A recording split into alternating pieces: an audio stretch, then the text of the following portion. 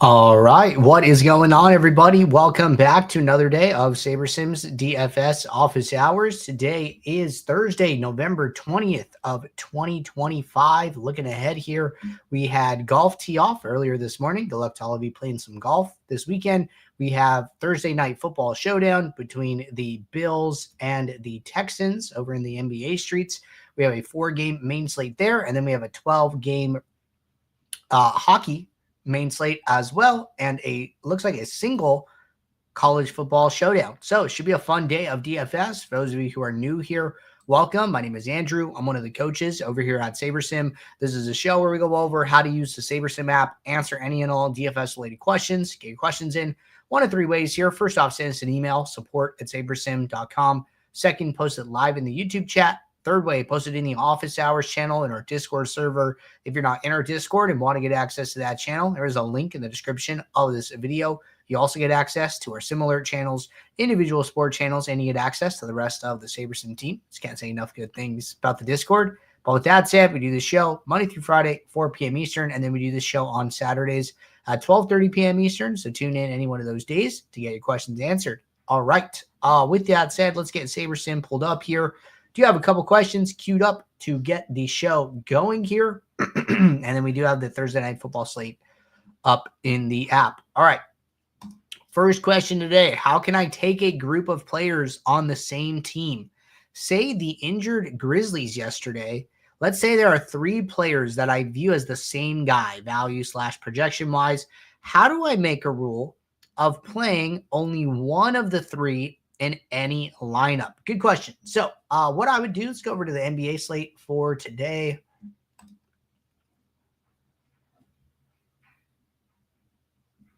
All right. And we'll go to a build. All right. So what I would do is I would go to rules. I would go to add new rule. I would do group manual. I would say use no more than 1. And then I would put the 3 players in here, right? So I'm just going to use Atlanta, for example. I'm going to grab these 3 guys with the little people icon, click save. And then now my group says use no more than 1 of these players, right? And then you could just save it and go from there. So that's how you would do it. I also do think that, don't be afraid if you think that these players are like kind of similar, right? Maybe to like adjust projections, maybe I think that Vit Krejci and Luke Kennard are really similar, right? But here, Kennard is like a much better point per dollar play. Both these guys are like 0% owned. This might not be like a great example, but maybe you can move their values, closer together where the builder is basically getting the same point per dollar benefit of playing either one of these players. This is probably a better idea for players in a similar salary range, right? Just because sometimes, right, if you look at like top projected players aren't always, excuse me, like the highest value. You look at Maxey here, right? He's 4.59. Jalen Johnson's 4.61, but they just bring a lot of raw points with them, So it's like, I don't know, for whatever reason, maybe I thought that Edgecombe and Maxey were kind of the same. And I notice that Edgecombe is a 5.21 value and Maxey is a 4.59. I would not bring Maxey up to a 5.21 value because that's just like an insane benefit for a player who's already projected really highly. This would work better, maybe if you thought like Edgecombe and Grimes were really similar, right? Like, hey, Edgecombe and Grimes, I think they're really similar. I want to put their values a little bit closer together. That way I get them kind of at an equal rate. Right. I think that would like make more sense. And that's probably like the best example so far from like Atlanta and Philly that we've seen here. But that's how you do it. So just adding some additional food for thought. All right. Next question. If I want to get more or less of a player, is it more beneficial to adjust their exposures to get a min or max, or is it better to adjust their projection up or down? Then once I've taken my stands and made my adjustments, does it make more sense to rebuild the lineup pool or just apply the new settings? Okay, good question. So I'll tell you how I think about this. If you think a player is going to do better or worse, you should adjust projections, right? Hey, I think Maxey is probably going to score 50 points, right? Okay, well, adjust his projection, right? Or I think he's going to do worse. Maybe I drop it down to 45, something like that, right? I have an opinion about their performance, more or less, where I think it's going to end up. That's where my mind's kind of at, right? The opposite would be like, hey, I think Maxey's a really good play, and I want to make sure I have more of him maybe than the field, right? You're thinking about it more from like how many of your lineups have this player in them. I think that would be a better reason to adjust exposures rather than the projection, right? Because sometimes there's going to be a player. Maybe I think Paul George is going to do good tonight, right? Well, maybe I boost him up from 21 to 25. The builder's going to analyze this adjustment, and then it's going to determine whether or not he should be in the lineups at that level, right? There are going to be times where if you adjust a projection, maybe you're getting no Paul George. You adjust his projection up.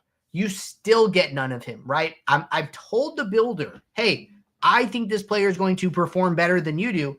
And the builder's like, that's great. He's still not a good play, right? People can find that frustrating. I think that is like basically the point where you need to set an exposure where you're saying, no, I don't care what you think. I know I want this player in X amount of lineups, right? So like when you're convicted about having them in your lineups, it is better to set exposures. When you have opinions about their performance, I think it is better to adjust the projection and then let SaberSim kind of figure out, well, at this projection, how many lineups does it make sense to have them in now, right? And kind of let it reevaluate and decide what the new best exposure is. I would do these things before the build, especially the projections, okay? If you're going to adjust projections, if you've already built, you should rebuild after adjusting the projections, or you should do your projections up front and then do your build, right? It is okay to build and then adjust exposures because we're building so many lineups, right? If you need 20 and we build you 500, well, you have a lot of optionality. Chances are you're going to be able to find 20, 30, 40% across 20 lineups, right? Which is like 4, 6, 8 lineups out of 500 with that player in it. The only time I think you need to rebuild with exposures is if you're running into error messages in your groups, right? Like you have groups and then they turn yellow saying, hey, we can't meet these exposures, right? That's going to be important or a good time to rebuild. Or if you're sending a lot of exposures, it can be beneficial to do it before the build just because you have so many restrictions that it is the more restrictions you have, in my opinion, better it is to give SaberSim that information up front. That way it can work it into your pool to give you more lineups that kind of match the criteria that you're looking for. So those are my thoughts there. Projection, exposure. Good question. All right, next question. Easiest way to see pre-lock projected ownership versus the live actual ownership without having to switch back and forth on the my own gear setting for NBA if it matters. Okay, I do not think there is a good way to do that. I think you have to switch back and forth. We can check. There might be one idea here. So let's go to like a new build. So there's obviously the my own column, right? Which is the player ownerships. And then you can change these, right? There is also the flagship MME column. And here it looks like it's flagship MME live own. The problem is that I think there's only one of these. There's flagship MME live. Yeah, and you can't see the other buckets. So you could see one bucket and compare it to the pre-slate. So like right now, my own has the live owners or the pre-slate ownership And then the flagship MME Live has the actual ownership, right? So this would be one way. You wouldn't be able to do it for other buckets. You know, what if I wanted to look at low stakes MME? This static column is not going to change, and then the other buckets are not available. So in the table, it only shows one. Aside from that, you would have to basically go back and forth between the different buckets. But I can see that being a good feature request. So why don't I note that down? Feature request, static columns. I'm just going to say for all bucket own. Seems like a good idea. And yeah, CJ, absolutely. I think it's a good thing. So I just wrote it down. I'll get that over to our team and put that in the log for review. Man, Will Richard, what a huge bust yesterday. Crazy stuff. All right. Let me jump back to office hours real quick. Cool. So we're caught up at the moment. We do have time for a build demo here. So why don't we build some lineups for the NFL Showdown slate for tonight?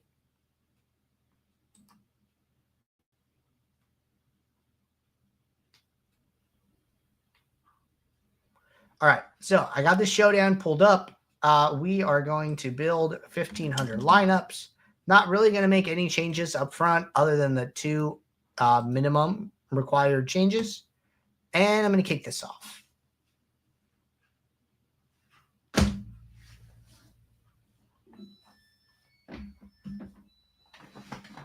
All right. We're just letting these lineups run. And they are just about finished. It's great. All right. So build runs.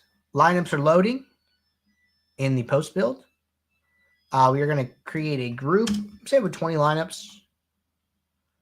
And we're going to switch. I'm going to switch over to uniques. I would use portfolio naturally here, but I don't have an entry file uploaded. So I'm just going to use uniques, a little simpler. All right. So I'm in the post build, ran my 1,500 lineup pool, got my group. Just say we're building for a 20 max here. Using Uniques One Saber Score. If you use portfolio, it will use Saber Score as well, just so you know. Got a couple of aggregate metrics loaded up, projection, Saber Score here. So all that's looking good. I come into my table, sorting by exposure. Now it's time to analyze this, right? It's time to make some adjustments, make sure that I'm happy with all the lineups that I'm seeing, and just dial things in. So interesting. Positive leverage on Houston. We're kind of taking the underdog stance here with Houston a dog against Buffalo. We our top two leverages in the captain are Woody Marks and Nico Collins. A little low on Josh Allen. So taking a stand here. Looks like ownership wise and going with a couple lower owned captains. Don't hate it. Move over to the flex. Again, low on Allen. So kind of a risky move, but that is like the nature of Showdown. A lot of Texans kicker, a lot of Texans D. This might be like a little too much, you know, even like for my own risk tolerance. Maybe I want to dial this down a little bit, right? And I think portfolio would probably do a better job of this. But here, I think we need to manually intervene a little bit. So I'm going to go like 2x on the kicker. I'm going to go maybe 3x on the defense. So I'm going to drop Fairbairn and Texans down slightly here. We'll see how that affects my exposures. Okay, so still getting a lot of both kickers. Texans D. Josh Allen, negative leverage goes away a little bit, right? We got like a little bit more of him. Jump back to the captain just to see what impact that had. Still pretty similar kind of output here. But at least we're a little bit flatter in the flex. Not so aggressive, right? I think our highest leverages before were in the 40s. Now we have 130, and then it drops into the 20s and then kind of goes from there. But I think this is a lot better. I've fine-tuned it a little bit based on some risk management, right? I wanted to be 2x the kicker instead of 3x. I wanted to be 3x the Texans D instead of 4x, right? Just a little risk management based on your own personal risk tolerance. You know, if this is too little Allen for you, like, hey, it's okay to set a minimum, right? Maybe you're like, hey, you know what? I'd rather just match the field on Allen and pick spots to get leverage elsewhere, right? That's an okay approach. Just remember, you know, the most neutral thing you can do is match your exposure to the player's ownership. That way you're effectively equal there. You're not gaining or losing anything. And then you pick your spots elsewhere, right? So when I did that, we're still getting some overlap here, Allen Texans. So that would be interesting. A lot of like lineups with both players, but showdown is super weird and weird things can happen. We lost some Collins there, so I think it's like a salary thing, right? The Allen flexes make us lose the Collins captains just based on salary alone. Probably why we're getting so much Woody Marks. He's like a decent projection play, and then his salary is a lot lower. You save 3,000 to 5,000 salary by playing him over Allen, Collins, Cook here. So slate is starting to make a little more sense to me the more we work through this, but we're just tweaking it basically until we're happy, right? Maybe you're like, hey, I don't want to play 3x Texans. I only want to play 2x. Okay, great. You know, change that number to 30 instead of 45 and go from there, right? All this is just personalization at this point. And then once you are satisfied with what you're seeing here, you know, now it would be time to save these and upload them to my contest. But that's just a quick walkthrough, building some lineups for NFL Showdown for tonight. And taking a peek here in office hours and Discord. Looks like we're all caught up. So I'm going to get out of here. Appreciate you guys tuning in. I'll be back tomorrow, Friday, 4 p.m. Eastern for our next show. So until then, everybody, take care. Good luck. Thanks. Bye.